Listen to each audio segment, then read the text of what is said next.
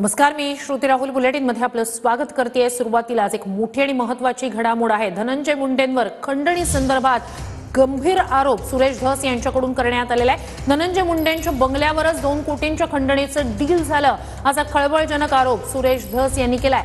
अवादा कंपनीकडे 3 कोटी रुपये मागितले गेले, त्यापैकी 2 कोटींचं डील झाल्याचं सुरेश धस म्हणाले।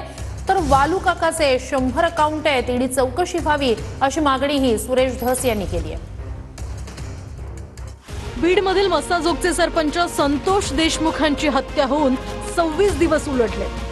या प्रकरणात वाल्मिक कराड, सुदर्शन घुले, सुधीर सांगळे यांच्यासह अन्य 2 जणांना अटक करण्यात आली। तर आणखी एका आरोपीचा शोध सुरू आहे।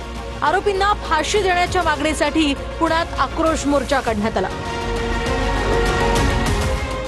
मोर्चात संतोष देशमुख यांच्या कुटुंबातील सदस्य सहभागी झाले होते।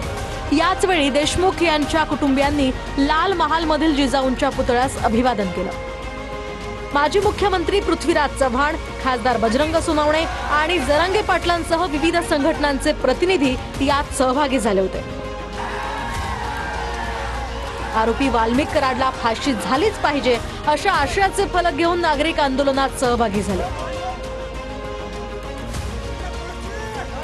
पुण्यातल्या आमदारांना रविवारी सुट्टी असल्यानं सवड मिळाली नसेल, त्यामुळे इथे ते आले नसतील, त्यांचे आभार असं म्हणत सुरेश धस यांनी टोला लगावलाय। पुण्यातल्या आमदारांना मला वाटतं रविवारची सुट्टी असली म्हणून सवड मिळाली नसेल, त्यामुळे ते आले नसतील, त्याच्याबद्दल त्यांचे आभार। पुण्यातल्या मोर्चातून सुरेश धसांनी धनंजय मुंडेंवर गंभीर आरोप केले।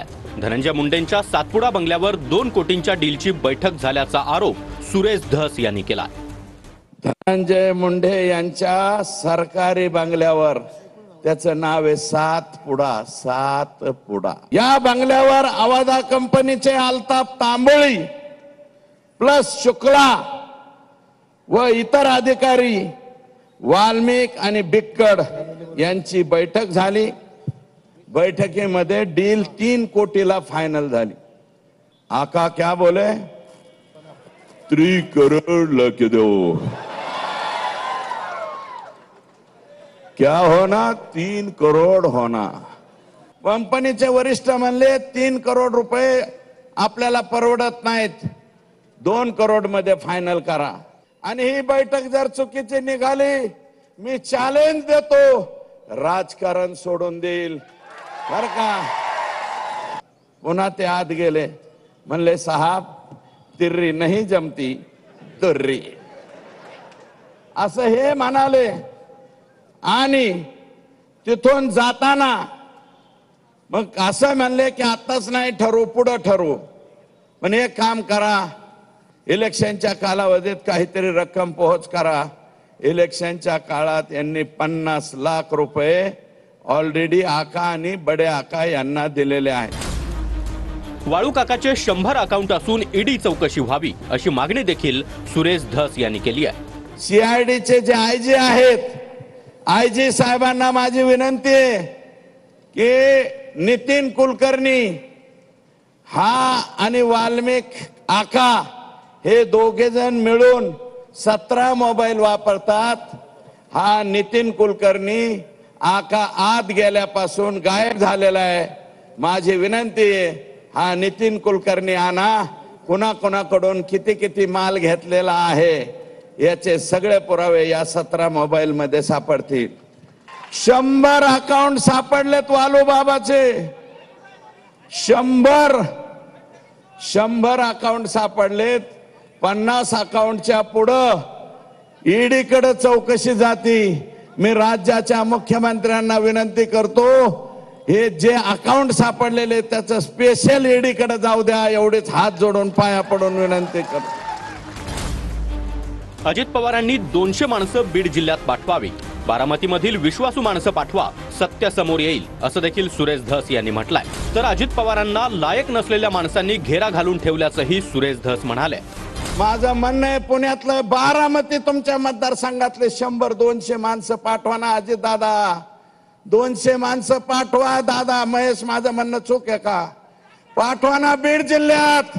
अजित दादा तुमच्या विश्वासातले माणसं पाठवा। नुसता मराठा समाज नाही, सगळे समाज संतोषच्या बरोबर आहे. आता दादा बरोबर 10-11 वर्ष आम्ही बी काम केलं.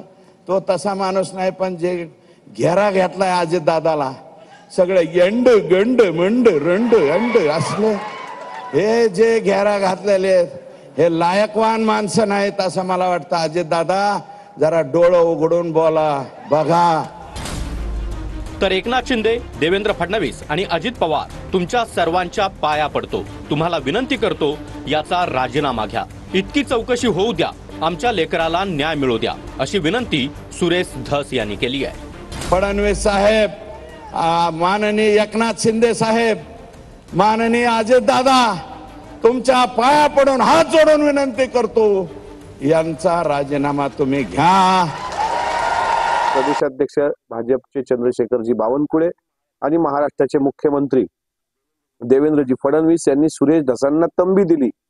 यानंतर महायुतीमध्ये कुठल्याही नेत्यांवर आपण बोलू नये एवढी सक्त ताकीद दिल्यानंतर सुद्धा काल सुरेश धसांनी जाणीवपूर्वक की क्या हुआ तेरा वादा आणि एकेरी भाषेमध्ये अगदी दात मनगट खाऊन, तर हे महायुतीला शोभणार नाही.